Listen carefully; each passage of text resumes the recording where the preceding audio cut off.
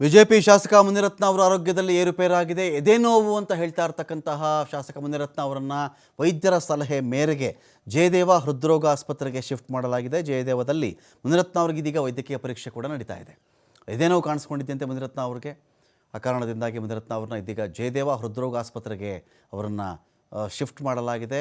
ನಾಳೆ ಬಿಜೆಪಿ ಶಾಸಕ ಮುನಿರತ್ನ ಅವರ ಪೊಲೀಸ್ ಕಸ್ಟಡಿ ಅಂತ್ಯವಾಗ್ತಾ ಇದೆ. ನಾಳೆ ಮುನಿರತ್ನ ಅವರನ್ನು ಕೋರ್ಟ್ಗೆ ಹಾಜರುಪಡಿಸಬೇಕಾಗತ್ತೆ ಪೊಲೀಸರು. ಈಗ ಸದ್ಯಕ್ಕೆ ಪೊಲೀಸ್ ಕಸ್ಟಡಿಯಲ್ಲಿದ್ದಿದ್ದು ಮುನಿರತ್ನ ಅವರು. ಇದೀಗ ಅವರಿಗೆ ಎದೆನೋವೇನೋ ಕಾಣಿಸ್ಕೊಳ್ತು ಅಂತ ಹೇಳಿ ಅವ್ರನ್ನ ಜಯದೇವ ಹೃದ್ರೋಗ ಆಸ್ಪತ್ರೆಗೆ ಇದೀಗ ಶಿಫ್ಟ್ ಮಾಡಲಾಗಿದೆ. ಅಲ್ಲಿ ಅವರಿಗೆ ಪರೀಕ್ಷೆ ಕೂಡ ನಡೀತಾ ಇದೆ. ನಾಳೆ ಪೊಲೀಸ್ ಕಸ್ಟಡಿ ಆದ ಮೇಲೆ ಕೊಟ್ಟಿರ್ತಕ್ಕಂಥ ದೂರುಗಳು, ಅದರಲ್ಲಿ ಪ್ರಾಣ ಬೆದರಿಕೆ ದೂರು ಕೂಡ ಇದೆ, ಜಾತಿ ನಿಂದನೆ ದೂರು ಕೂಡ ಇದೆ, ಜೊತೆಗೆ ಹಣಕ್ಕೆ ಡಿಮ್ಯಾಂಡ್ ಮಾಡಿರ್ತಕ್ಕಂಥ ದೂರು ಕೂಡ ಇದೆ. ಸೊ ಹಾಗಾಗಿ 3 ಆಯಾಮಗಳ ದೂರು ಇದು.